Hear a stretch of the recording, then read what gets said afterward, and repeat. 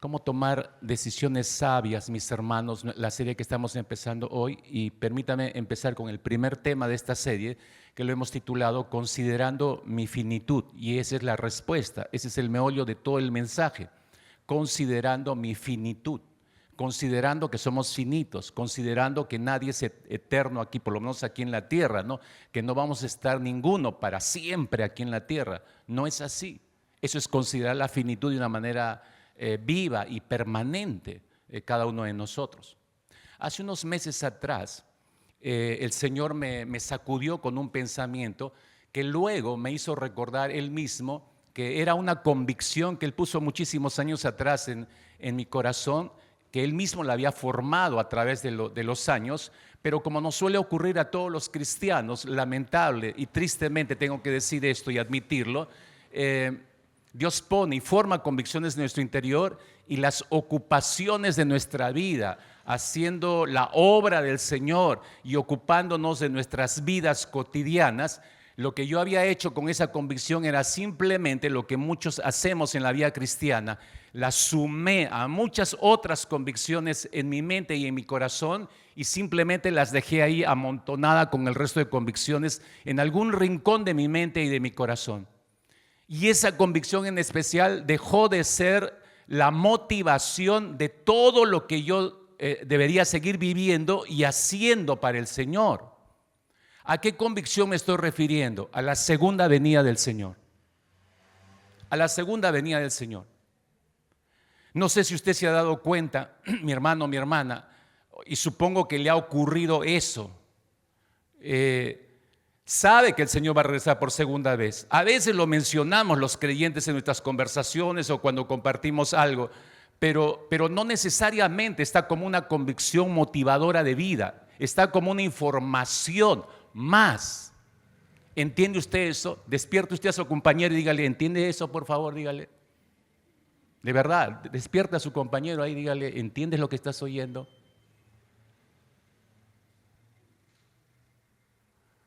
Por favor, no nos falte el respeto ni al Señor ni a ninguno de los que estamos aquí. No venga a dormir aquí a la iglesia, por favor, se lo suplico.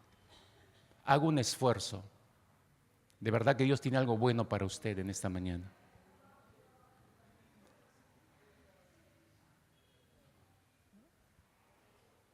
Decía que la segunda venida la tenemos como información en nuestra mente, pero no como una motivación fundamental para nuestra vida.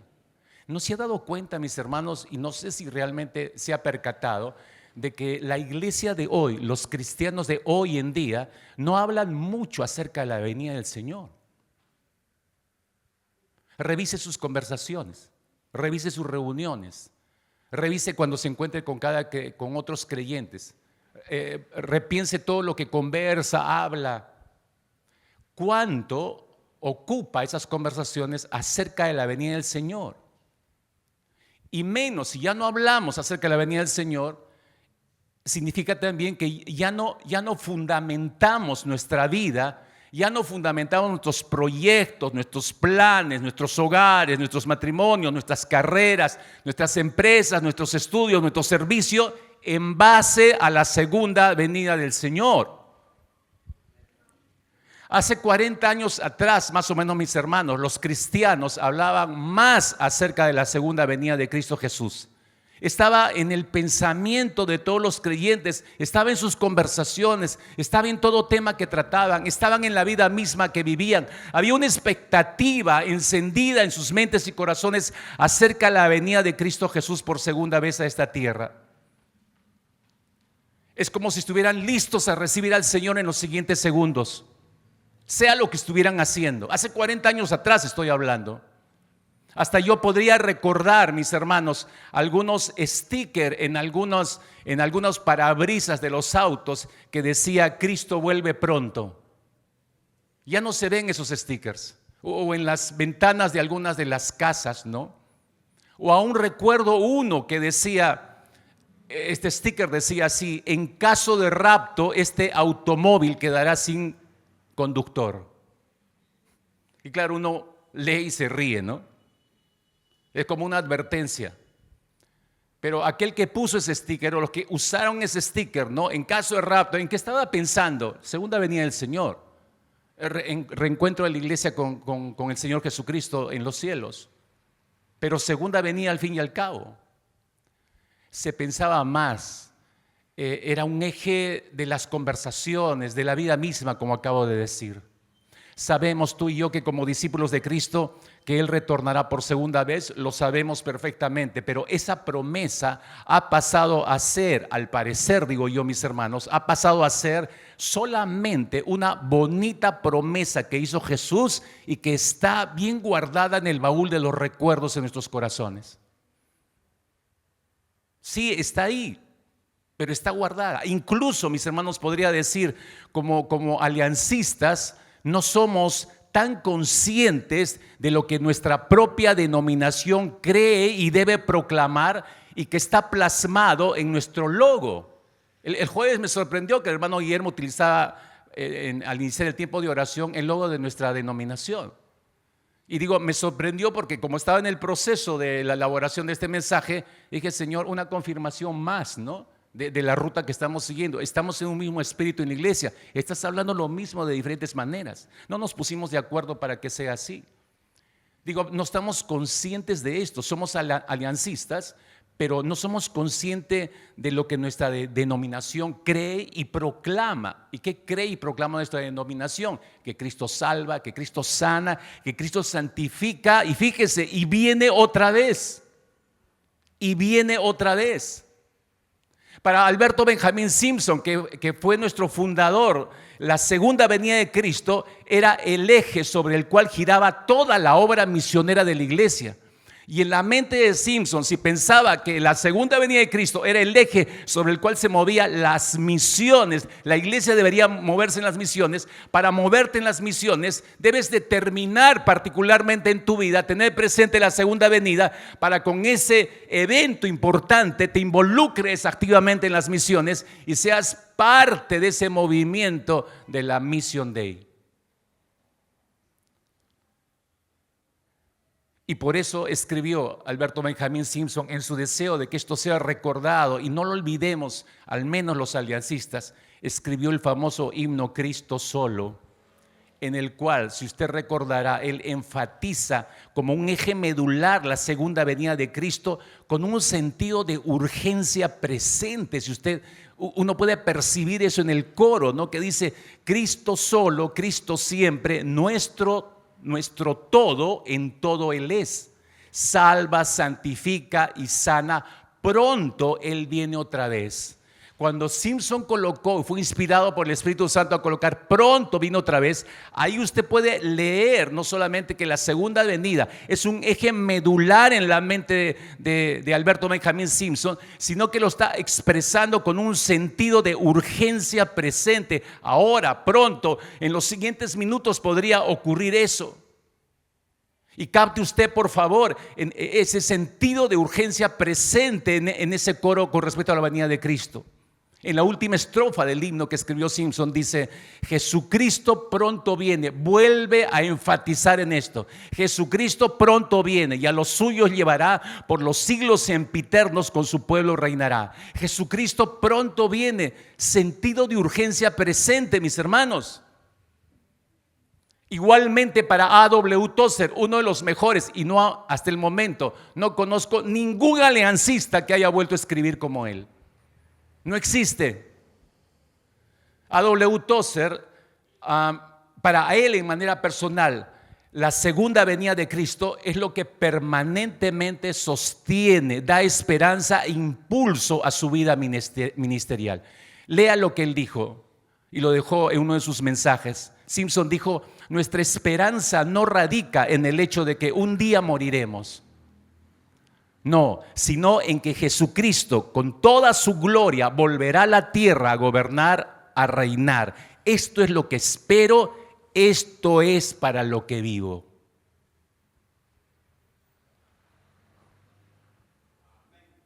Nosotros decimos que somos de la Alianza Cristiana y Misionera.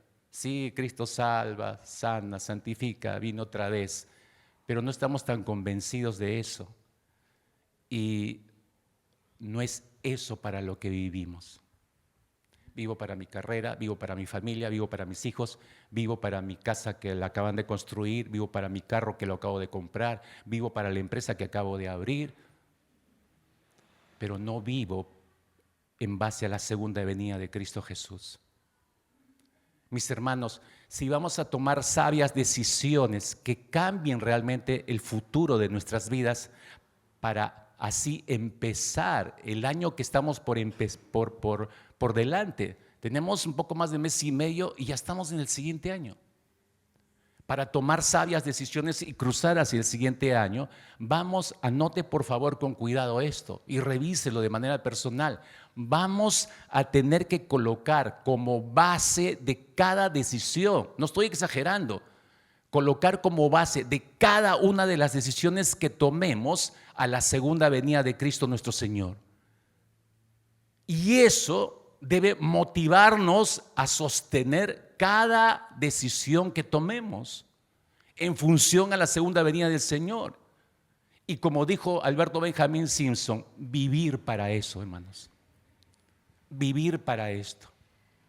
Mis hermanos, peligrosamente podemos en estos tiempos que estamos influenciados con todos los acontecimientos mundiales, como por ejemplo la guerra del Medio Oriente, los cambios climatológicos, los desastres mundiales, etcétera, etcétera. Y todo eso, si usted se ha estado dando cuenta, todo eso ha arrojado una serie de información a través de la web, en el internet. Y hay una cantidad enorme de información que no necesariamente es bíblica. Las mentes no entrenadas bíblicamente pisan rápidamente el palito. Toda información la empiezan a revisar, la absorben y al final tienen un ceviche con mango, con tacu-tacu, con lomo saltado y una mezcolanza terrible. Y comentábamos al inicio del servicio con los hermanos de acá del ensamble la cantidad de falsos profetas y maestros que se están levantando hoy en día, y todos cuelgan sus videos en YouTube y todos tienen una explicación de lo que está pasando en Israel y todos conectan los eventos con citas bíblicas jaladas de los pelos, encajadas a la fuerza, tratando de armar una escatología absolutamente antibíblica. Y lo curioso es que el ser humano somos tendientes al chisme. Nos encanta eso.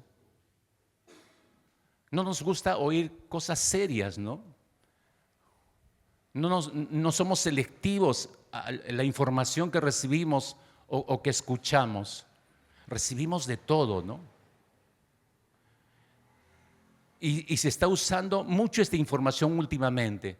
Y se tiende a hablar acerca del fin del mundo, pero no enfatizar y colocar como marco principal la segunda venida del Señor. Me refiero, hacen tanto énfasis en los detalles de los desastres o de la profecía tal o cual y giran y se ocupan más de eso, y la venida en sí misma del Señor Jesucristo por segunda vez como que salió fuera de la ecuación de todo lo que están diciendo.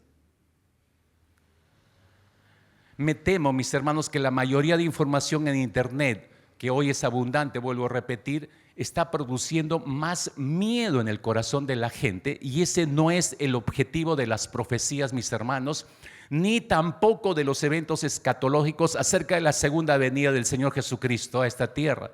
El propósito de esa información escatológica y bíblica es dar esperanza, no miedo, hermanos, es dar esperanza.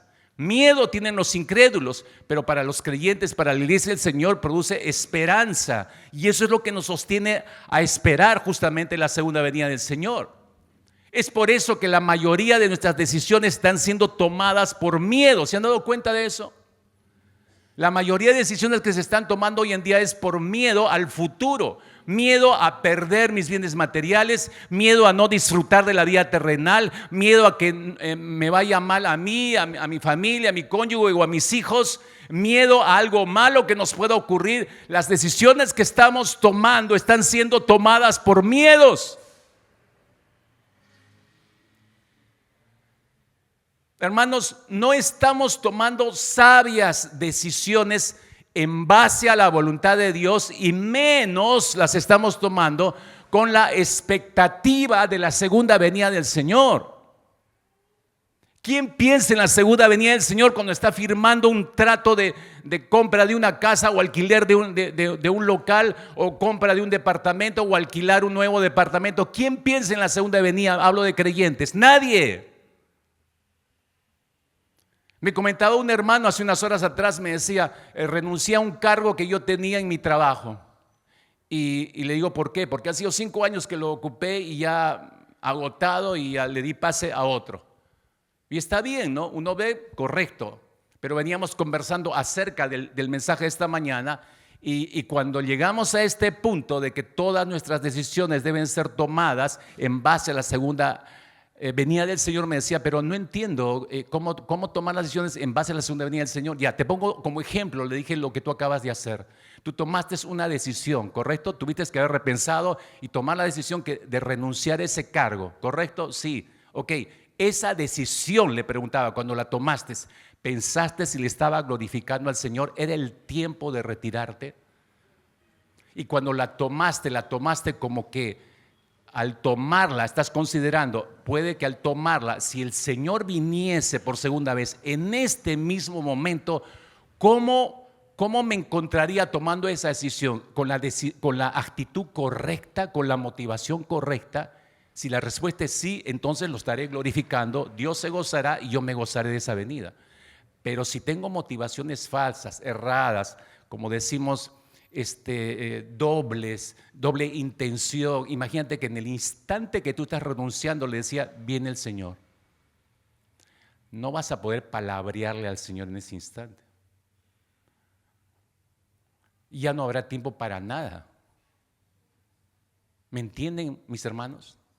Considerar la segunda venida de Dios, del Señor, en cada decisión que tomamos, de tal manera que nuestras decisiones se mantengan glorificando al Señor y no solo dándonos sentido de seguridad, mis hermanos. Si estamos tomando en este tiempo decisiones en función a miedos, nada más a miedos, entonces estamos tomando decisiones en sentido a seguridad, y los creyentes no podemos tomar solo decisiones en cuanto a nuestra propia seguridad por miedo.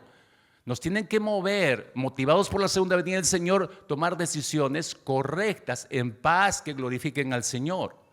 Hoy hay mucha gente que se burla cuando nos oyen hablar de la segunda venida de Cristo. De hecho, que piensan que los cristianos evangélicos somos una sarta de ignorantes, que nos desconectamos de la realidad del mundo y nos metemos en estas 4 paredes a adorarle al Señor y no nos importa lo que pase fuera. Y eso no es cierto, hermanos.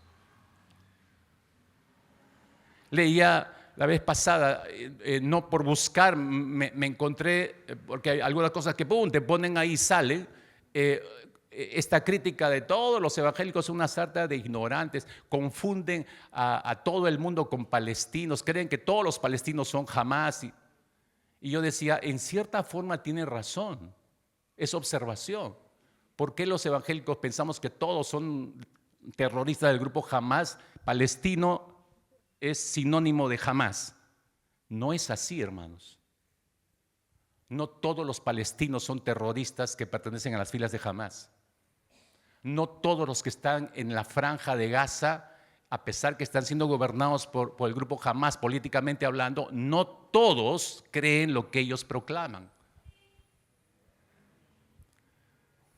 ¿Por qué confundimos? Porque no leemos, porque no estudiamos la historia, mis hermanos. Entonces tienen razón cuando dicen que son unos ignorantes. Mira, vete a tu iglesia nada más, anda así adorando a tu Dios y ahí métete, aíslate de la realidad. Cuando nuestra labor está conectada con el mundo hacia afuera. Por eso hay mucha gente que se burla de nosotros cuando nos oye hablar de la segunda venida de Cristo, y creo que muchas iglesias evangélicas hoy en día restan importancia al tema vital de que Jesús regresará por segunda vez, porque tienen temor a equivocarse en lo que dicen o enseñan, o tienen temor a que los tilden de demasiado fundamentalistas, ya exagerados, demasiado ortodoxos en lo que crees, ya la segunda venida, ¿no? Como una persona, un hombre en la calle cuando lo está testificando me dijo, ustedes los evangélicos es todo Biblia, Biblia, y así dice la Biblia, así dice la Biblia. Claro, yo corté la conversación. Cuando ya no cree en nada de lo que dice la Escritura, ya no tienes nada que hablar con esa persona. Pero me di cuenta en esa actitud lo que piensan de nosotros en realidad. Yo dije, ¿tiene razón? No, no tiene razón. Nosotros decimos eso porque lo creemos, tenemos convicción, hay una relación. Lo que dice Dios a través de su palabra es, la tierra y los cielos pasarán, pero mi palabra nunca pasará. Pero eso no lo saben los incrédulos. Entonces hay iglesias evangélicas que no le están dando importancia, muchos creyentes que no le están dando importancia a la segunda venida del Señor. Un pequeño dato para que te percates el peso de la segunda venida en el Nuevo Testamento nada más. No voy a tocar el Antiguo Testamento. En el Nuevo Testamento hay, si no sabías, 318 referencias a la segunda venida de Jesús. En el Nuevo Testamento nada más, 318 y quizás un poco más de referencias con respecto a la segunda venida del Señor. Eso significa más o menos una referencia a la segunda venida del Señor cada 13 versículos en el Nuevo Testamento. ¡Wow! Eso es bastante, hermanos. El Nuevo Testamento entonces tiene una ocupación tremenda acerca de la segunda venida del Señor. Hay más versículos en el Nuevo Testamento que se ocupan de la segunda venida del Señor que versículos acerca de la conversión, bautismo, salvación incluso. Entonces es importante, si hay tanta referencia, esto es sumamente importante para olvidarlo. El hecho de que Jesús podría regresar cualquier día, mis hermanos, en cualquier momento, en cualquier segundo, nos debe producir en nosotros personas más sobrias y debe cambiar nuestra vida, mis hermanos, en realidad. Y si sumamos a eso la tremenda realidad de que tú y yo somos, si sumamos a esa realidad de que Cristo viene por segunda vez, si le sumamos la segunda realidad de que somos seres finitos, que no vamos a durar para siempre en esta tierra, que solo tenemos un límite de años aquí en la tierra, de que solo tenemos una vida y una cantidad de años y que ni siquiera sabemos cuántos años vamos a tener aquí en la tierra. Esos dos elementos nos deben dar sentido de urgencia al tomar decisiones correctas y sabias. Por eso digo, a la luz de la segunda venida del Señor. Entonces quiero ver con ustedes solamente dos puntos en esta mañana. Uno primero que nos obliga a revisar la segunda venida del Señor. ¿Cuáles son las señales? Todo el mundo pregunta, ¿qué señal? ¿Qué señal? Vinieron al Señor y le dijeron, ¿qué señal hay de tu venida? A todos nos interesa eso. Pero si eso es una realidad inminente, la venida del Señor, entonces, ¿cómo debe ser nuestra actitud frente a esa realidad? Esos dos puntos permítame desarrollar en esta mañana y te darás cuenta por qué le pusimos este título a este primer tema de esta serie, considerando nuestra finitud, considerando que no tenemos mucho tiempo en esta tierra. Permítame entrar al primer punto y vamos a Marcos capítulo 13. Marcos capítulo 13. Que es el pasaje que leyó nuestro hermano Guillermo al inicio, Marcos capítulo 13. Una vez más dice, saliendo Jesús del templo, le dijo uno de sus discípulos, Maestro, mira qué piedras y qué edificios. Fíjese cómo Jesús les da conciencia, les ayuda a tener conciencia de finitud. Ellos están mirando lo que tienen delante, están aquí en la tierra, ¿no? Mira, Señor, estas piedras, qué edificios. Jesús le responde, verso 2, ¿ves estos grandes edificios? No quedará piedra sobre piedra que no sea derribada. ¿Qué tal pinchazo de globo, hermanos? O sea, esto es tener conciencia de finitud. Lo que Jesús está diciendo, mira, nada dura para siempre. Hasta las piedras de este templo van a dejar de ser. Entonces, ¿cuánto más conciencia deben tener ustedes? Les está diciendo de su corta existencia, de su corta vida, finitud. No somos eternos aquí en la tierra. La pregunta de Jesús, por eso en el versículo 4, cuando escuchan esto los discípulos, ¿no es cierto? Se acerca Pedro, Juan, Jacobo y Andrés y le preguntan aparte, ¿no? Dice el versículo 3, la pregunta está en el versículo 4, le preguntan al Señor, ¿cuándo serán estas cosas? ¿Cuáles cosas? Es decir, la destrucción del templo, como les acaba de decir el Señor, ubiquémonos en el contexto, la destrucción del templo y de la ciudad de Jerusalén, por ende. porque el templo está dentro de la ciudad de Jerusalén. Dinos, le están preguntando al Señor, dinos cuándo será esto. Y esa pregunta, si se da cuenta, es una pregunta de tiempo. Le están diciendo al Señor, dinos el tiempo, la fecha en que va a ocurrir esto. Pero al mismo tiempo también ellos desean saber cuál es la señal que anticipa la venida del Señor y por ende el fin del mundo. ¿Por qué? Porque cuando escucharon ellos que no va a quedar piedra sobre piedra, en la mente de los discípulos inevitablemente, ¿qué es lo que vino para ellos? Indudablemente, escuchar que no quedará piedra sobre piedra, están pensando, se acaba ya todo, es fin del mundo. Pero Jesús está ayudándoles a entender, vea esto, les está ayudando a entender que esos eventos, la destrucción del templo, la destrucción de Jerusalén y la segunda venida del Señor, no son, escuche, no son eventos concomitantes, es decir, no sucederán uno detrás del otro, sino que son eventos que están espaciados por una extensión de tiempo. No es que van a ocurrir hoy y mañana el siguiente, no. Hay una cantidad de tiempo que los separa. Y por eso les advierte y les dice, versículo 5 hasta el versículo 7, Jesús respondiéndoles comenzó a decir, mirad que nadie os engañe por eso, porque vendrán muchos en mi nombre diciendo yo soy el Cristo y engañarán a muchos. Mas cuando oigáis de guerras y de rumores de guerras, no os turbéis, porque es necesario que suceda así, pero aún no es el fin. Aún no es el fin. Hay un periodo de tiempo, está diciendo el Señor Jesucristo, entre la primer venida de Jesús y la destrucción de Jerusalén y la segunda venida de Cristo Jesús. Hay un periodo de tiempo entre ellos. Y luego el Señor les va a explicar cómo es que va a darse el primer evento, la destrucción del templo y de Jerusalén. ¿Cuál es la señal para esto? Versículo 14 les dice, pero cuando veáis la abominación desoladora de que habló el profeta Daniel, puesta donde no debe estar, el que lea entienda, entonces los que estén en Judea huyan a los montes. Me encanta ese paréntesis que usa acá Marcos, cuando dice el que lea entienda. El que no ha estudiado y leído el libro de Daniel no entiende nada, pues. No hila los hechos que está describiendo Jesús. Y qué importante es estudiar la palabra del Señor. Ahora dice el Señor, fíjese por favor,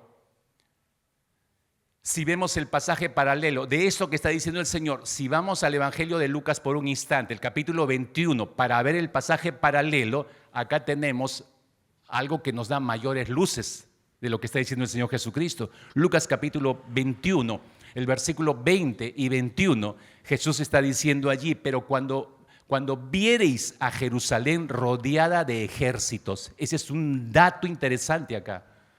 Cuando veáis a Jerusalén rodeada de ejércitos, sabed entonces que su destrucción ha llegado. Verso 21, entonces los que estén en Judea huyan a los montes, y los que estén en medio de ella váyanse, y los que estén en los campos no entren en ella. No sé cuántas veces usted habrá leído esto, y yo sé, hay muchos, y me incluyo en mis primeros años. Yo creía que esos eventos que acabamos de leer en los versos 20 y 21 de Lucas 21 iban a ocurrir en la gran tribulación o en la tribulación. Pero no está hablando de la tribulación o la gran tribulación el Señor Jesucristo acá. ¿Por qué? Le doy el dato que completa esto. Mes de mayo del año 70 después de Jesucristo. Mayo del año 70 después de Jesucristo. El emperador Tito, emperador romano Tito, hijo de Vespasiano, llega a las afueras de Jerusalén y la sitia, la cierra por completo. Estrategia militar romana para impedir que entren suministros. Se tomaban unos meses esperando que se agoten los suministros, agotados, cansados los habitantes, recién invadían, siempre era victoria. Entonces Tito llega en mayo y sitia Jerusalén. En el mes de septiembre entra con todo su ejército a Jerusalén y arrasa por completo la ciudad y el templo. Literalmente, como dijo el Señor Jesucristo, o como profetizó el Señor Jesucristo, no quedó piedra sobre piedra en la ciudad de Jerusalén, ni siquiera la del templo. El historiador Flavio Josefo registra un promedio en medio de este desastre, ¿no? En medio de toda esta masacre en realidad al pueblo judío ahí en Jerusalén. Flavio Josefo registra que al menos hubo 1 millón de judíos asesinados. 1 millón de judíos asesinados en la toma de los romanos de Jerusalén. Y 97,000 judíos capturados. Hermanos, esto fue realmente una masacre de gente. Realmente fue una masacre de gente. Judío que capturaban los romanos lo crucificaban. El estilo clásico de los romanos. Esto fue tan terrible, mis hermanos, que Jesús por eso, cuando anunció que esto venía, también dio directrices a los sabios y entendidos para que sepan cómo reaccionar en esos momentos cuando los romanos atacaran la ciudad y borraran piedra sobre piedra. Regreso a Mateo capítulo, Marcos capítulo 13, versículo 14. Marcos 13, versículo 14 hacia adelante. Todas las directrices que vamos a leer ahí las dio el Señor Jesucristo para los que estuvieran experimentando este ataque de los romanos. Les dijo por eso, cuando veáis la abominación desoladora. ¿Qué es la abominación desoladora? Los romanos entraron al templo y ofrecieron sacrificios sobre el altar sagrado. O sea, se burlaron del culto en el mismo templo del Señor.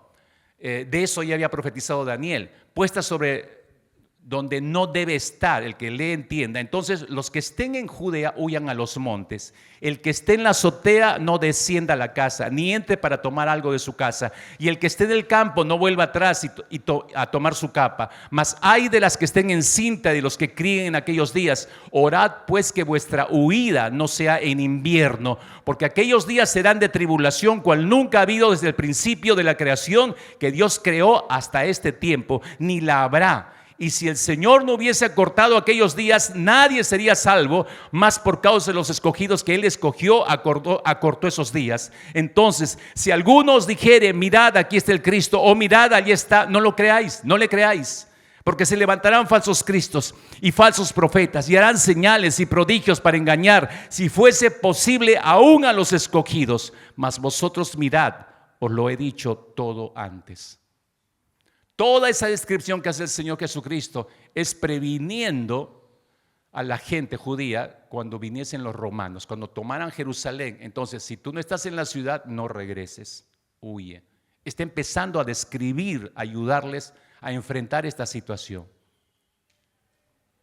Describo esto para situarnos históricamente y para situar dónde encaja estas directrices de parte del Señor. Vuelvo a repetir, no son eventos que van a ocurrir en la gran tribulación o en la tribulación, son eventos que ocurrieron ya en el año 70 después de Cristo. Entonces, luego el Señor Jesucristo pasa a responder la segunda pregunta.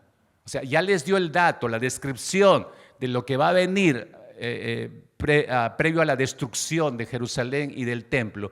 Pero ahora responde la segunda pregunta de ellos acerca de la señal que anuncia su segunda venida y el fin del mundo. Regresamos a Mateo, capítulo 3, Marcos capítulo 13, versículo 24. Versículo 24. Pero en aquellos días, dijo Jesús, después de aquella tribulación, el sol se oscurecerá y la luna no dará su resplandor, y las estrellas caerán del cielo, y las potencias que están en los cielos serán conmovidas. Entonces verán al Hijo del Hombre que vendrá en las nubes con gran poder y gloria. Entonces verán al Hijo del Hombre, a Jesús descendiendo. Una cosa debemos darnos cuenta, mis hermanos, es que Jesús les dio una pista acerca de la destrucción de Jerusalén y del templo. Jesús le dio un par de pistas, pero sin embargo, en cuanto a su segundo retorno, fue diferente. Versículo 32, por favor, les dice: pero de aquel día y de la hora nadie sabe, ni aun los ángeles que están en los cielos, ni el Hijo, sino el Padre. Hermanos, Jesús fue muy claro en esto. Así que si usted y yo oímos en estos días que alguien establece una fecha para el regreso del Señor, alguien dice en tal mes, en tal año, no le crea. No le crea, porque Jesús está diciendo claramente que el día y la hora nadie absolutamente sabe. Lo único que podríamos afirmar en esta mañana y decir con precisión bíblica, mis hermanos, es que el Señor Jesucristo volverá por segunda vez después de los eventos del año 70 después de Cristo, después de la destrucción de Jerusalén y después de la destrucción del templo. Es lo único que podemos afirmar con precisión bíblica, porque Jesús lo dijo y eso ocurrió en el año 70 después de Cristo. Pero de ahí establecer una fecha y un día en cuanto a la venida del Señor, nadie puede hacerlo. Nadie puede establecer eso. Ahora, los eventos señalados por Jesús, en que Marcos 13 hace referencia a la destrucción de Jerusalén y el templo, repito, ya se cumplieron, hermanos. Todo eso ya se cumplió en el año 70 después de Cristo. Pero el Evangelio de Lucas, al tocar este pasaje, registra la tribulación de Jerusalén. Registra la tribulación de Jerusalén. Pero, escuche por favor, extiende este periodo de tribulación a un periodo más largo. Quiero que entienda esto. Lucas capítulo 21, por favor. No pierdan Marcos. Lucas capítulo 21, versículo 23. Lucas 21, versículo 23. Mire cómo extiende la tribulación de Jerusalén, cómo esta versión paralela de Lucas extiende ese tiempo a uno mayor, a un tiempo mayor. Esto va a durar mucho más, dice. Versículo 23, mas hay de las que estén encinta y de las que críen en aquellos días, porque habrá gran calamidad en la tierra e ira sobre este pueblo, y caerán a filo de espada y serán llevados cautivos a todas las naciones, y Jerusalén será hollada por los gentiles. Subraya eso, por favor, capta esto. Lo que dice el verso 23 está describiendo lo que los romanos vinieron a hacer y todo el sufrimiento que trajo. Pero de pronto esto es extendido a más tiempo, porque dice: caerán a filo de espada y serán llevados cautivos a todas las naciones, y Jerusalén será hollada por los gentiles. O sea, de pronto desaparecen los romanos. O sea, no solamente está pensando en los romanos, otros gentiles, hasta, dice, esta frase es tremenda, escatológica, hasta que los tiempos de los gentiles se cumplan. Hasta que los tiempos de los gentiles se cumplan.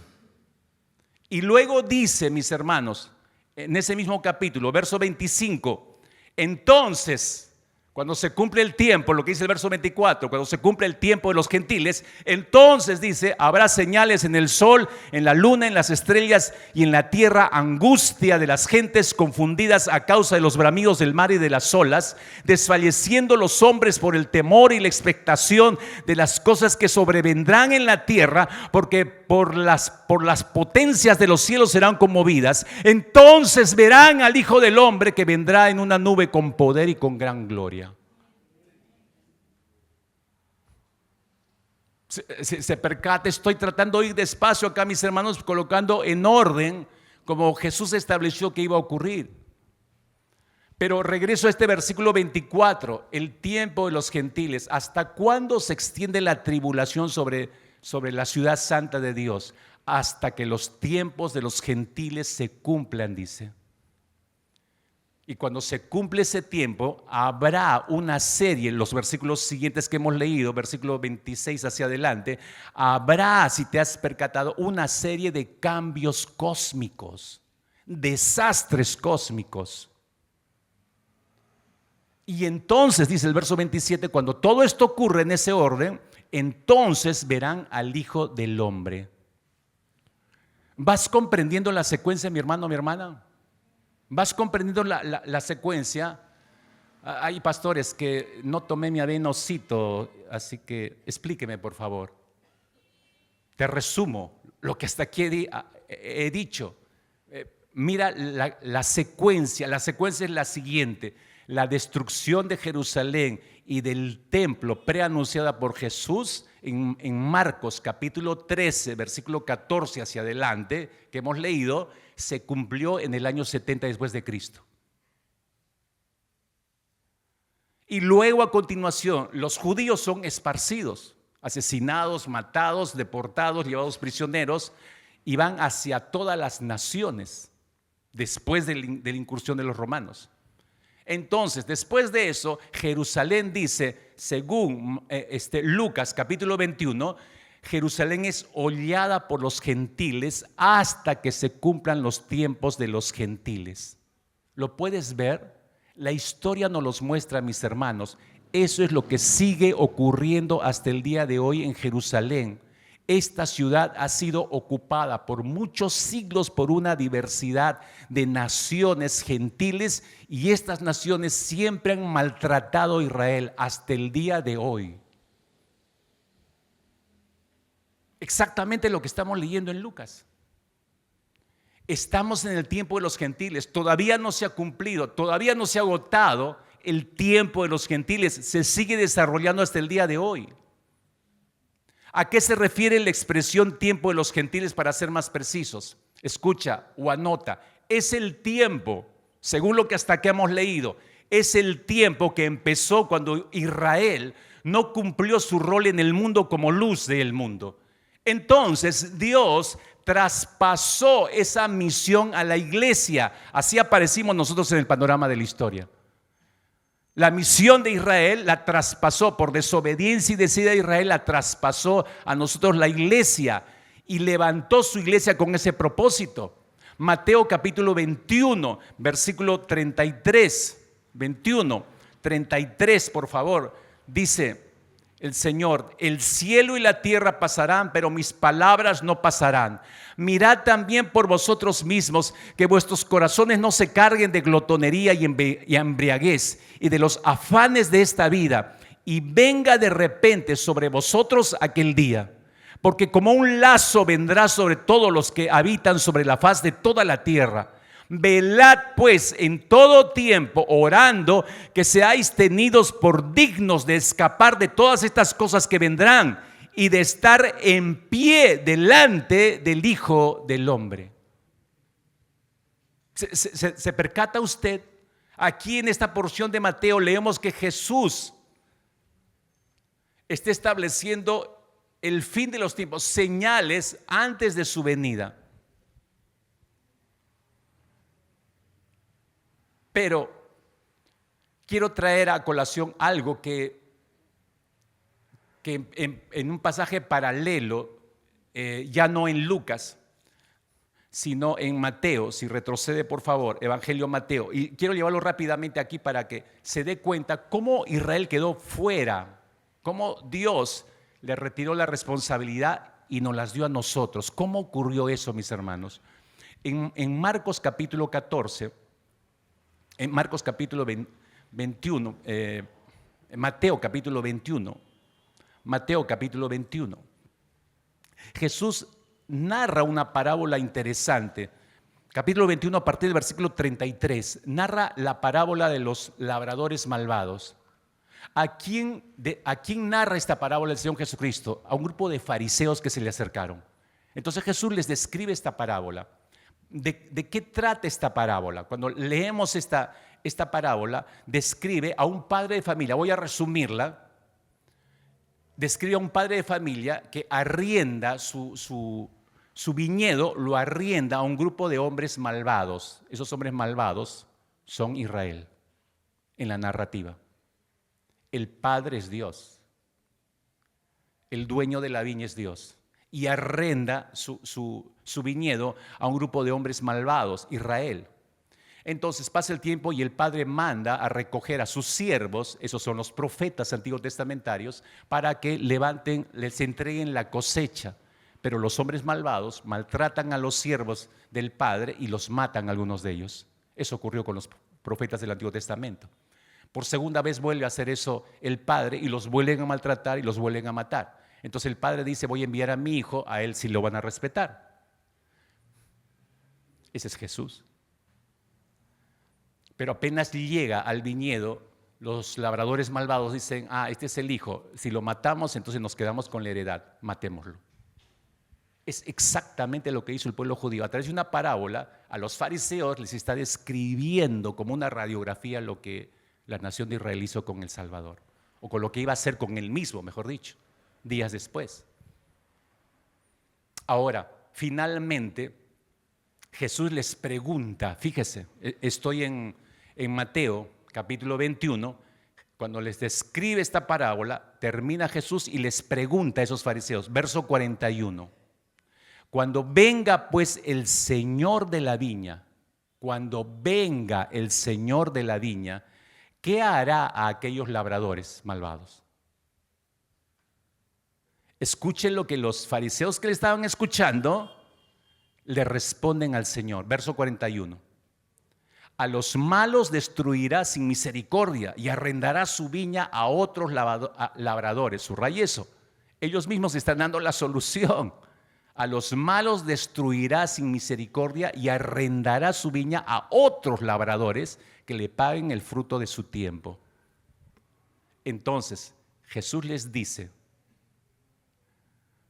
en los versículos siguientes, por haber desechado, es que ustedes no han leído la Escritura, versículo 42. Ustedes desecharon la piedra fundamental que ha venido a ser cabeza del ángulo, les dice. ¿Quién es esa piedra fundamental? Cristo. ¿Quiénes desecharon esa piedra? Israel. Ahora, al decirles esto, observen el dictamen final del Señor. Y llega a la conclusión y da su dictamen final el Señor. Verso 43. Dice, por tanto, os digo que el reino de Dios será quitado de vosotros. ¿Quién es vosotros? Israel. El reino será quitado de vosotros y será dado a gente, en otras versiones se lee a otra nación, dado a gente que produzca los frutos de él. En ese instante, mis hermanos, cuando Israel hizo esto, empezó el tiempo de los gentiles. ¿Ahora lo ve más claramente? ¿Lo entiende? Por favor, reaccione y dígame algo, ¿no? No entendí nada, pastor. Ya, chócala, hablamos a la salida. No, es que estoy pasmada con lo que estoy leyendo, pastor, qué bueno. Que en tu mente pongas en orden para que veas lo finitos que somos y cuán cerca estamos de esa segunda venida del Señor. Cómo vino a parar a nuestras manos, tremenda misión, mis hermanos. Entonces, estamos viviendo el tiempo de los gentiles y aún continúa.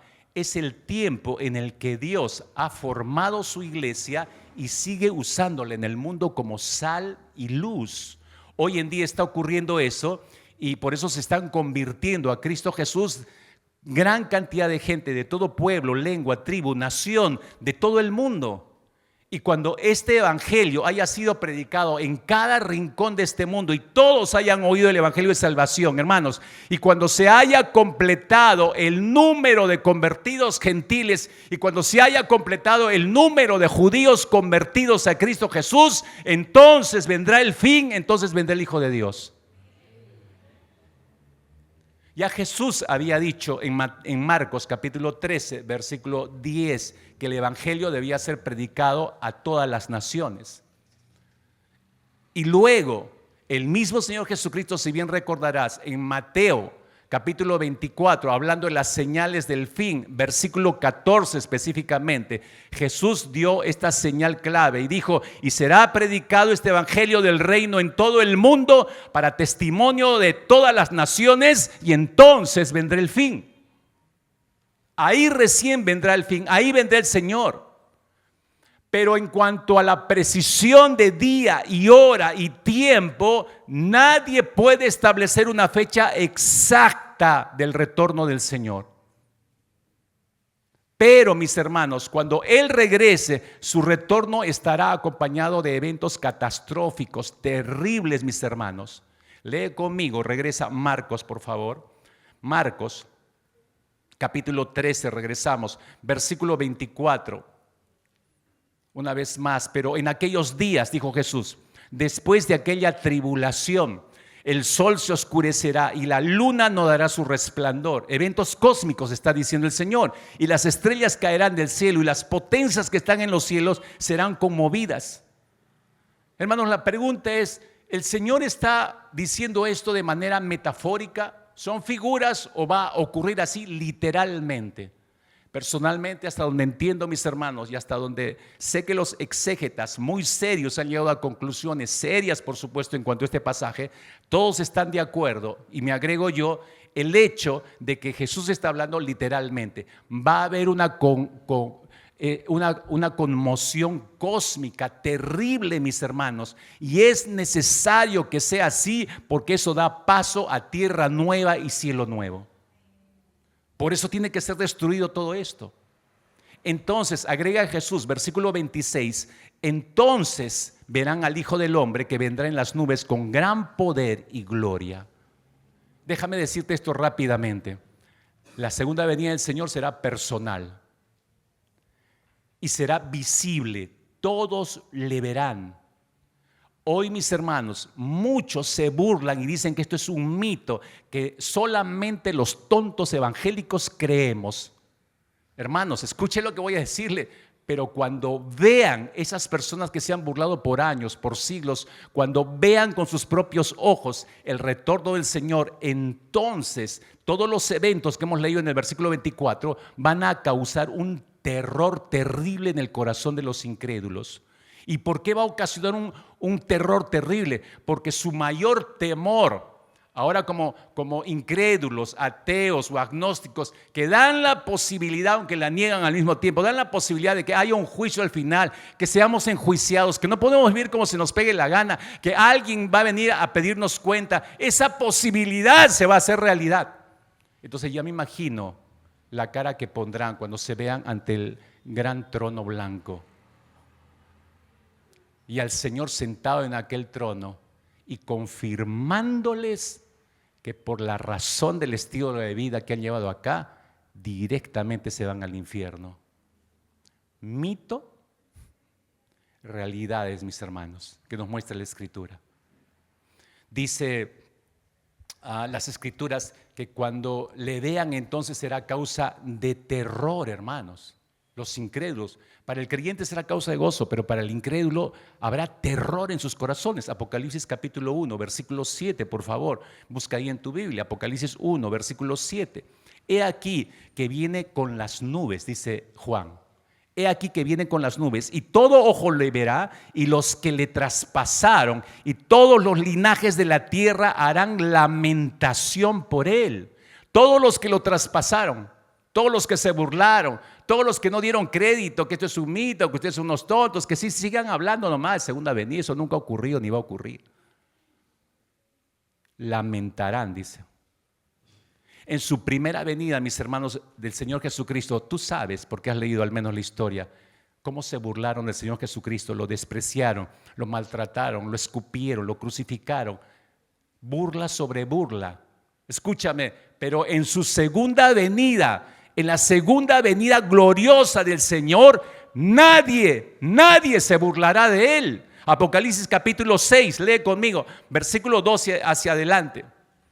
Apocalipsis 6, versículo 12. Miré, dice Juan, cuando abrió el sexto sello, y aquí hubo un gran terremoto, y el sol se puso negro como tela de silicio, y la luna se volvió toda como sangre, y las estrellas del cielo cayeron sobre la tierra, como la higuera deja caer sus higos cuando es sacudida por un fuerte viento. Y el cielo se desvaneció como un pergamino que se enrolla, y todo monte y toda isla se removió de su lugar. Y los reyes de la tierra, lee esto, y los reyes de la tierra, y los grandes, los ricos, los capitanes, los poderosos, y todo siervo y todo libre, se escondieron en las cuevas y entre las peñas de los montes. Y decían a los montes y a las peñas: caed sobre nosotros y escondednos del rostro de aquel que está sentado sobre el trono y de la ira del Cordero, porque el gran día de su ira ha llegado. ¿Y quién podrá sostenerse en pie? Todos los que se burlaron. Imagínense la cara que van a poner. Así que deje nada más que se sigan burlando. Deje que se sigan burlando, pero ore por esas personas. Porque cuando llegue el día del Señor, como estamos leyendo, va a ser terrorífico para los incrédulos. Regresando a Marcos 13, versículo 26.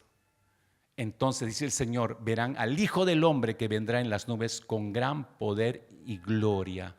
El regreso de Jesucristo por segunda vez a esta tierra será un evento pavoroso para los incrédulos, pero para nosotros los creyentes, los discípulos de Cristo, será un momento glorioso.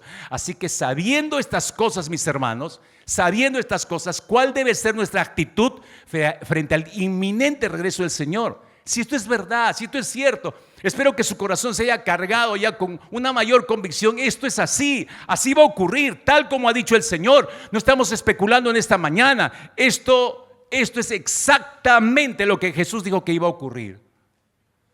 Entonces, si va a ocurrir, mis hermanos, es inminente esto, ¿cuál debe ser nuestra actitud frente a ese regreso del Señor? ¿Cuál debe ser nuestra actitud? Eso nos lleva a mi segundo punto. Nuestra actitud frente al inminente retorno del Señor. ¿Por qué debemos compaginar, mis hermanos, nuestras decisiones actuales en base a la segunda venida de Cristo? Repito la pregunta si no la entendió, no la oyó bien. ¿Por qué tú y yo tenemos que compaginar nuestras decisiones actuales en base a la segunda venida de Cristo? ¿Por qué debemos hacerlo?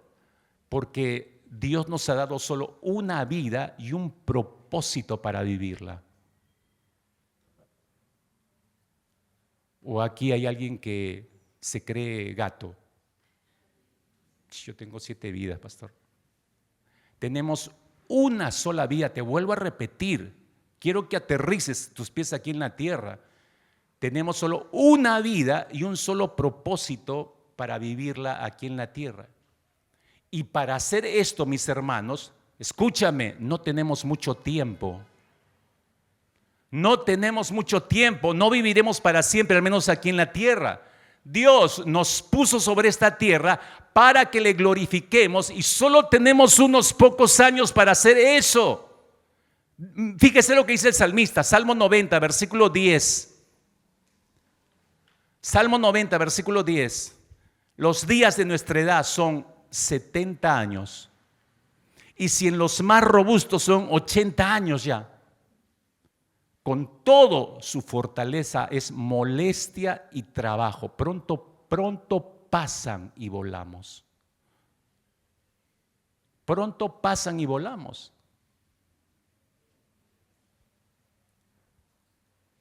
Entonces, este versículo es tremendo, lo que dice el salmista. Si esto es una realidad, entonces, mis hermanos, piense conmigo, cada decisión que tú tomas, cada decisión cuenta en esta tierra. Cada decisión debe estar enfocada entonces en 2 cosas: amar a Dios con toda nuestra alma, mente y fuerzas, y amar a nuestro prójimo como a nosotros, como al Señor y como a nosotros mismos. Hermanos, cuando el Señor regrese por segunda vez, que nos halle haciendo exactamente esto, que nos halle viviendo estos 2 mandatos. Y luego lo que nos espera en la eternidad es sencillamente glorioso. Entonces, si cada decisión personal cuenta en esta tierra, si cada decisión glorifica o no a Cristo, Entonces es de sabios considerar seriamente mi finitud. Tengo solamente una cantidad de años y no sé cuántos, hermanos, en realidad. No sé cuántos. Nadie puede decirle cuántos va a tener para vivir de acuerdo a la voluntad de Dios, de manera consagrada. Entonces no debo desperdiciar. Si no sé cuántos años me va a dar el Señor y cuántos voy a vivir, y me ha dado un propósito, una sola vida y un propósito para vivir en esta vida, entonces no debo desperdiciar mis días en cosas que no cumplan el propósito de Dios. Entonces es sabio orar como lo hizo el salmista. Salmo 39, transfórmala en tu oración personal. Salmo 39, versículo 4 hacia adelante. Voy a leerlo en la nueva traducción viviente. El salmista ora y dice: Señor, por favor, lee conmigo. Lo tienes ahí en pantalla. Mejor dicho, no lo leas, ora. Señor, recuérdame lo breve que será mi tiempo sobre la tierra. Recuérdame que mis días están contados y cuán fugaz es mi vida. La vida que me has dado no es más larga que el ancho de mi mano. Toda mi vida es apenas un instante para ti. Cuando mucho, cada uno de nosotros es apenas un suspiro. Somos tan solo sombras que se mueven y todo nuestro ajetreo diario termina en la nada. Amontonamos riquezas sin saber quién las gastará.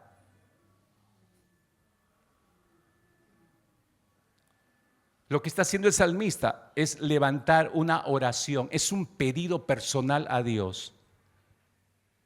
Y ese pedido, si usted no lo ha leído directamente en estas líneas, se lo aclaro. Su deseo del salmista es poder percibir más seguido el impacto de su propia finitud. En otras palabras, Señor, hazme consciente más de continuo que no voy a durar toda la vida, que solo tengo un tiempo de años sobre esta tierra.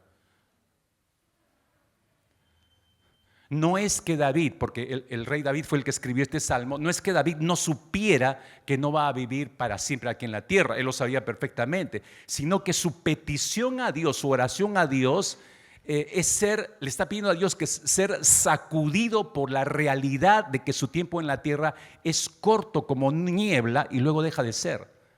Sacúdeme, Señor, en base a esta realidad, hazme consciente de esta realidad y que el impacto de esa realidad produzca en la vida de David la toma de decisiones que lo lleven a un estilo de vida que corresponde a esa realidad. Señor, ayúdame a tomar decisiones correctas. Si solo tengo los días contados, si yo no sé cuándo me vas a llamar a tu presencia, no puedo desperdiciar el tiempo, no debo desperdiciar mi vida en cosas sin sentido. Entonces, ayúdame a tomar decisiones correctas a partir de hoy, que sean concordantes con mi conciencia de finitud. Eso está diciendo David.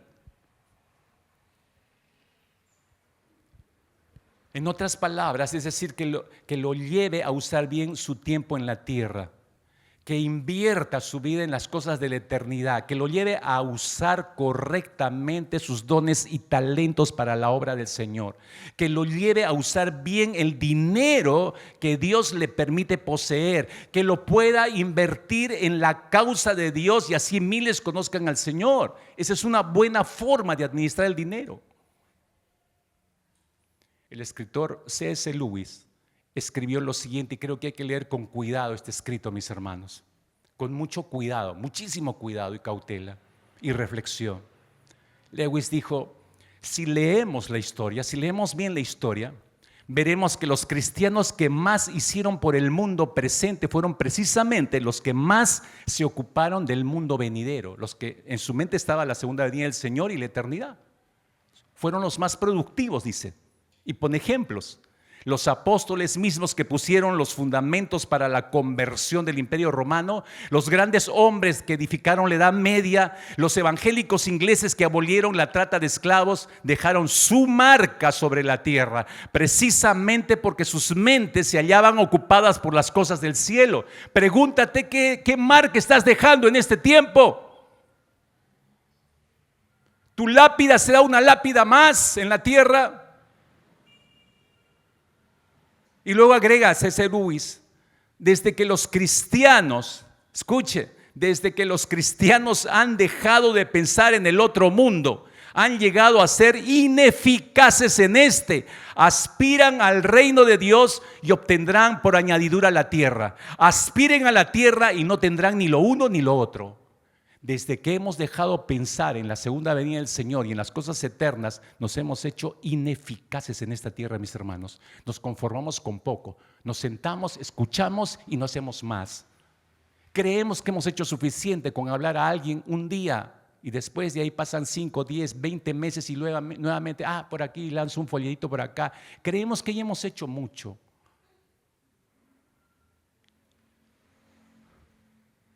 Es que no estamos tomando decisiones diarias en base a la segunda venida del Señor.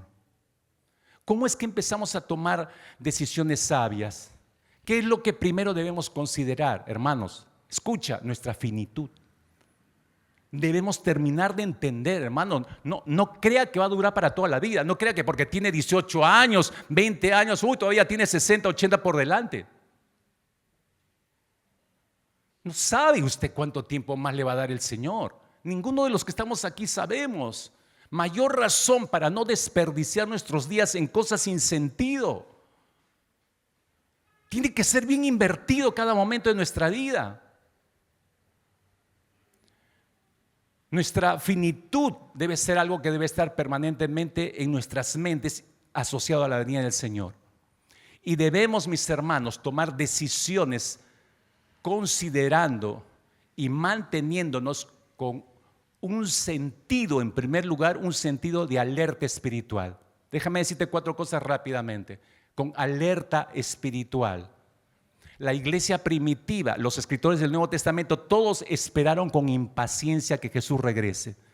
Mientras estaban haciendo lo que Jesús les había mandado, mantenían un anhelo permanente por el rezo de Cristo. Vivían en un estado de alerta espiritual, como si Jesús pudiera volver en cualquier momento, y así debemos vivir tú y yo. Como si terminando este servicio, es más, sin acabarlo siquiera, ya el Señor va a regresar. Tenemos que vivir con ese estado de alerta. Te pregunto, hermano, hermana, y por favor anote esto bien en tu mente y en tu corazón. ¿Vivirías tú como vives si Jesús volviese en los siguientes 5 minutos? ¿Vivirías como vives si tú supieras que Jesús viene la próxima semana? ¿Verdad que no? Inmediatamente harías una serie de reajustes en tu vida. Debemos preguntarnos, mis hermanos, ¿estoy viviendo hoy de una manera en la que yo estaría feliz de ver a Jesús esta noche? ¿Entendiste la pregunta? ¿Estoy viviendo hoy de una manera en la que yo estaría feliz de ver a Jesús esta noche? Muchos de ustedes probablemente esperarían aterrados esa segunda venida. ¿Saben por qué? Porque hay varias cosas que no tienen arregladas en su corazón. Hay varias cosas pendientes en su corazón que no quieren soltar, que no quieren echarlas sobre el Señor y confiar en el cuidado de Él. Y por eso nos aterroriza la segunda venida del Señor, nos preocupa, porque no hemos solucionado todo, no vivimos en paz. Creo que para ayudarnos entre nosotros como iglesia a no perder de vista con sentido de alerta espiritual, mis hermanos, la segunda venida del Señor, me parece, hermanos, solo para ayudarnos lo planteo a toda la iglesia.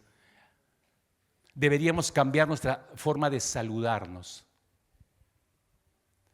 Espero que nos funcione. ¿Y hasta cuándo nos vamos a saludar con el nuevo saludo que nos va a dar pastor? Hasta que venga el Señor.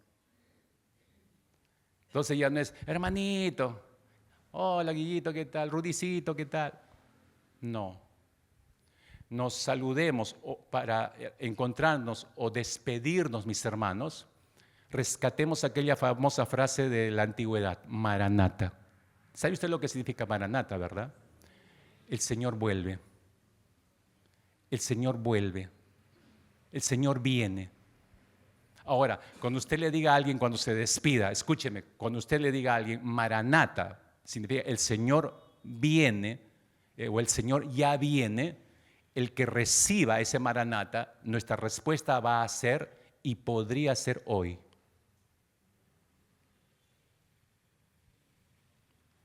Mío, raro ese saludo, esa despedida, pastor. Pero nos mantiene fresco en la mente el retorno del Señor. Maranata, y podría ser hoy. Maranata, y podría ser hoy. Nos envía pensando, hoy, si podría, si es hoy, tengo que hacer una serie de correcciones ya sobre la marcha. No quiero que el Señor me halle con esta actitud, con este pensamiento, con este sentir, o haciendo esto o aquello que no debería. Me ayuda a corregir rápidamente. Maranata, y podría ser hoy. ¿Correcto? Ensayo. Maranata, hermanos. Muy bien, buenos alumnos. Dile al que está a tu costado, Maranata. Respóndale. ¿No?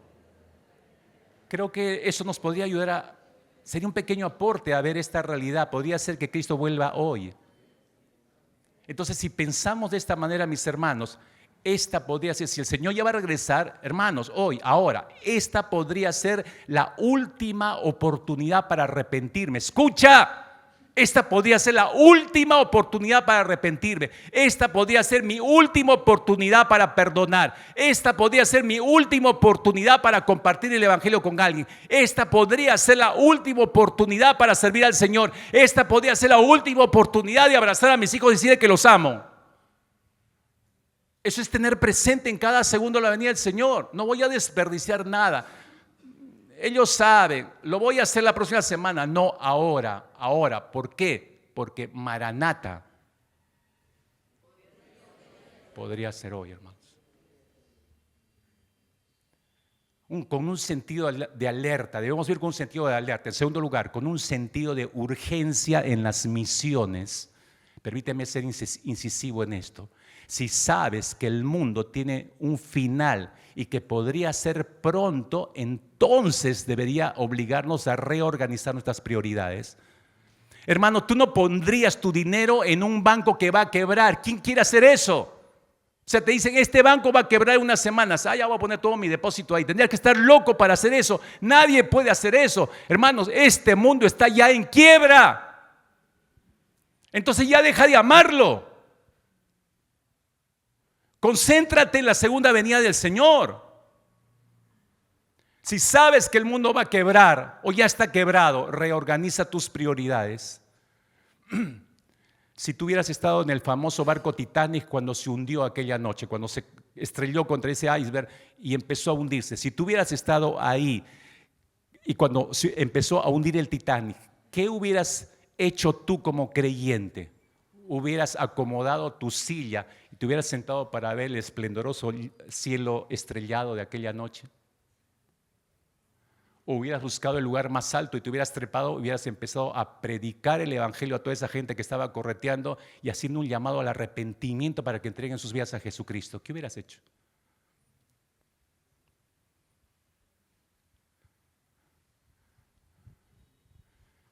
Sin embargo, ¿saben cómo viven los creyentes hoy en día? Tomando decisiones incorrectas, colocando su silla, este mundo se está hundiendo y nos sentamos a contemplar el mundo. Cuando deberíamos estar gritándole que está en quiebra y que necesita arrepentirse y entregar su vida a Cristo Jesús. ¿Por qué hacemos eso, mis hermanos? Porque estamos tan consumidos, embargados por nuestros bienes materiales, entretenidos con nuestro bienestar, con nuestras posesiones, con nuestra larga lista de deseos personales, con nuestro estilo de vida cristiano que más que bien le está gritando al mundo que más bien Cristo no va a volver. Entonces no es urgente el evangelio. Eso le estamos diciendo al mundo. Y por eso no evangelizamos, y por eso no discipulamos, y por eso no hay misiones con un sentido de urgencia. Mis hermanos, necesito recordarte, iglesia, que nuestra vida es dolorosamente corta. Anote eso, por favor. Nuestros días son dolorosamente cortos, y cuando vuelva el Maestro, quiero haber invertido mi vida en su reino. Todo lo que esté a mi alcance, haberlo invertido en su reino. No que Él venga y me encuentre sin haber invertido nada. Tristemente, mis hermanos, muchos creyentes oirán de la propia boca de Jesús cuando regrese lo siguiente. Porque te hará la pregunta, ¿por qué no invertiste lo que te di en mi reino? Te va a preguntar. ¿Por qué no lo invertiste? No va a esperar tu respuesta. Inmediatamente Él dirá: fuera de aquí, siervo inútil, a las tinieblas de afuera. ¿Quieres oír eso? ¿Quieres oír eso? Entonces tenemos que vivir con un sentido de urgencia en las misiones, mis hermanos. En tercer lugar, con un sentido de poder. Escúchame, poder para perdonar. Si el Señor va a venir pronto, hermano, apresúrate a perdonar. Tim Keller, el famoso escritor cristiano, señala que creer en el regreso de Jesús nos da el poder para perdonar. Creer en la segunda venida del Señor nos da poder para perdonar. Cuando alguien nos hace daño, queremos justicia, mis hermanos. Este es nuestro accionar. Alguien nos hace daño, queremos justicia. Entonces corremos a los tribunales del mundo y nos subimos al tribunal del mundo y pretendemos desde ahí ayudar a Dios para ajusticiar a nuestros ofensores. Y estamos complacidos y encantados de ajusticiar desde ese lugar. Ese lugar no nos corresponde. No fue diseñado para nosotros. Nos queda demasiado grande. Porque juez, mis hermanos, hay solo uno. ¿Y quién es? Yo, pues.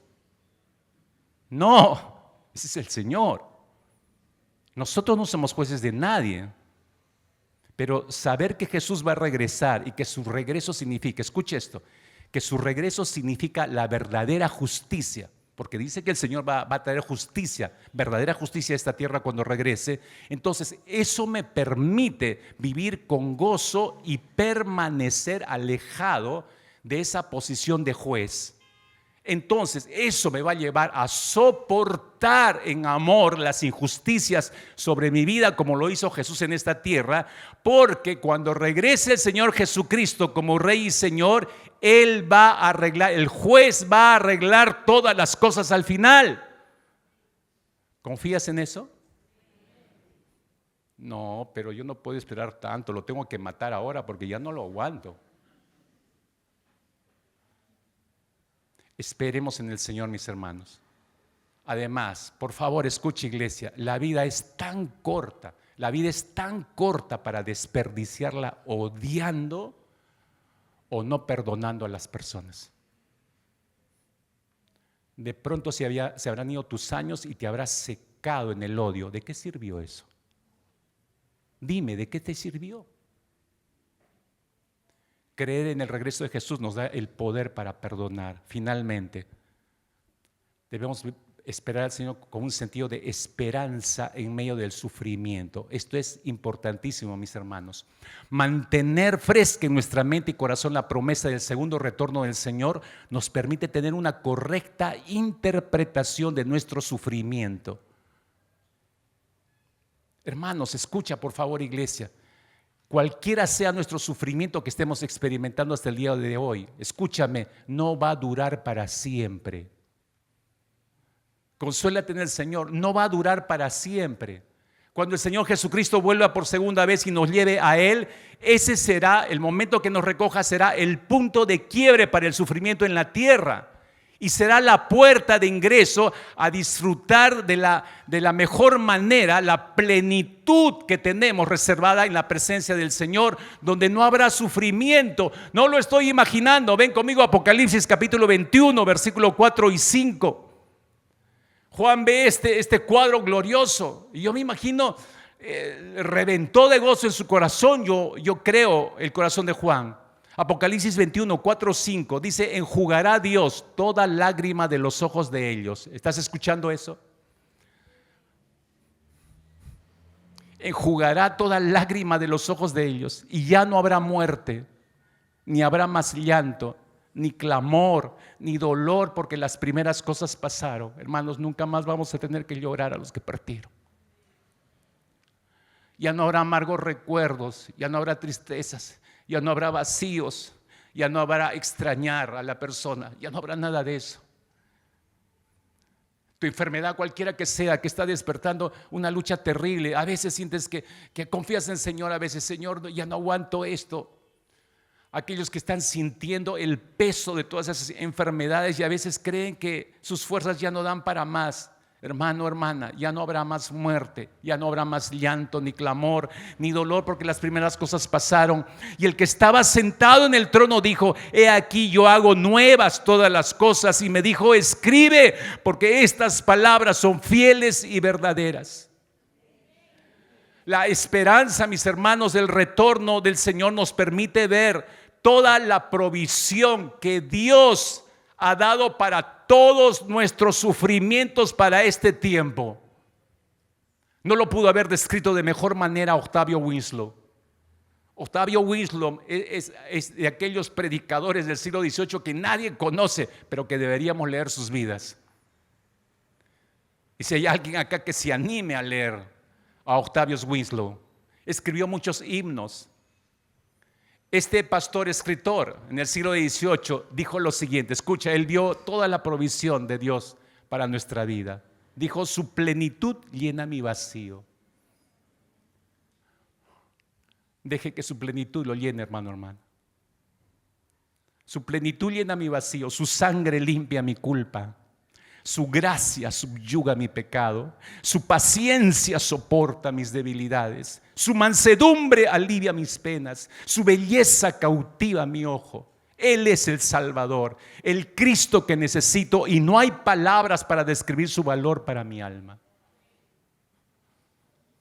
La promesa, mis hermanos, de la segunda venida de nuestro Señor nos muestra, como alguien dijo, que los buenos tiempos están siempre por venir.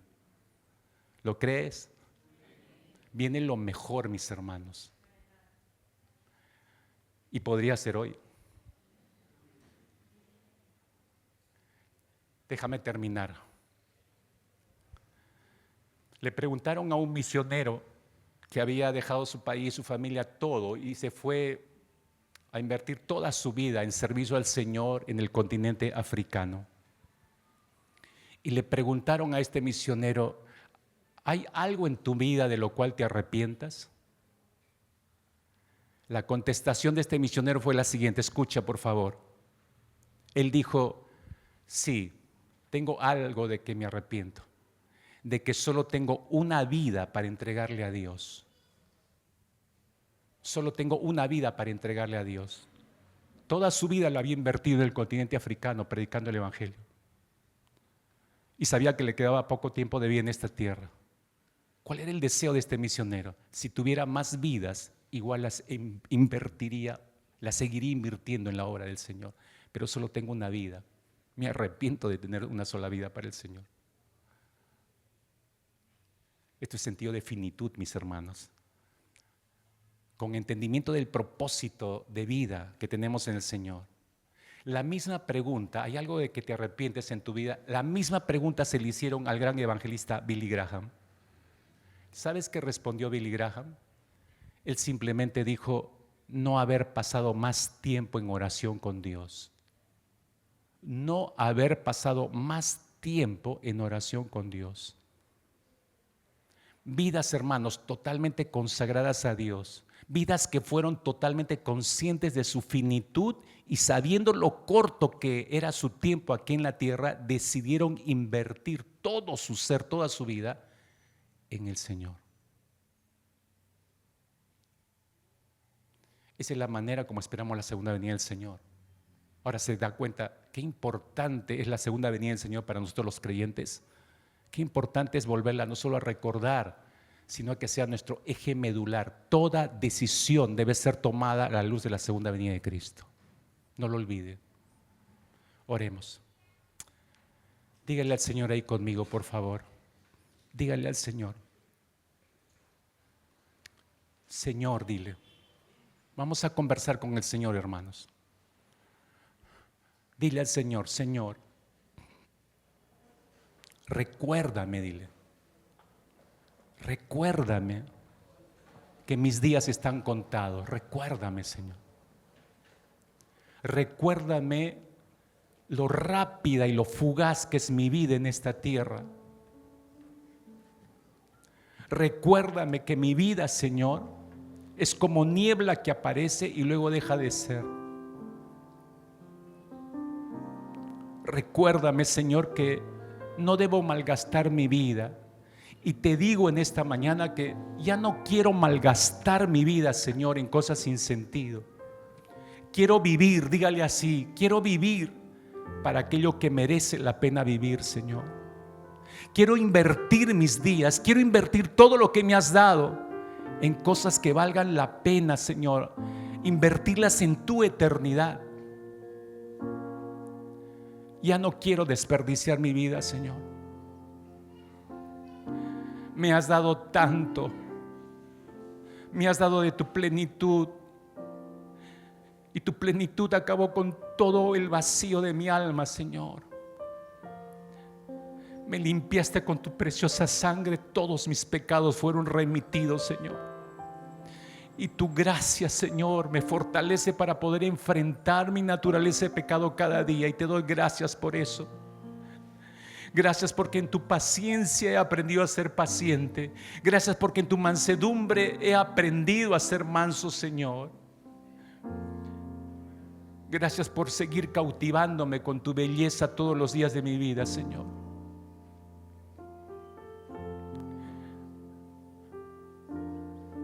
No me permitas olvidar, Señor, que soy tuyo.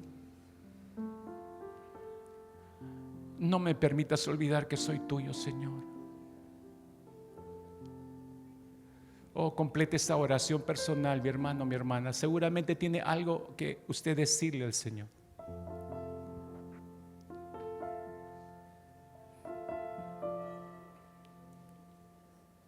Si usted está consagrando su vida a aquel que lo hizo todo por usted, si el Espíritu Santo volvió a avivar la llama de la expectativa del segundo retorno del Señor, entonces eso lo exige una serie de cambios en su vida. Y eso va a determinar la toma de decisiones, todas las decisiones que tomemos todos los días desde que usted se levanta. Desde la decisión simple a sentarse a hacer su devocional, o a preparar el desayuno para su familia, o irse a trabajar. Cada decisión tiene que tomarla a la luz de la segunda venida del Señor, como si Él ya estuviera aquí. Que la decisión que usted tome lo glorifique a Él. Entonces habrá gozo en su corazón y habrá gozo en el corazón del Señor. Padre, te damos muchas gracias en esta mañana.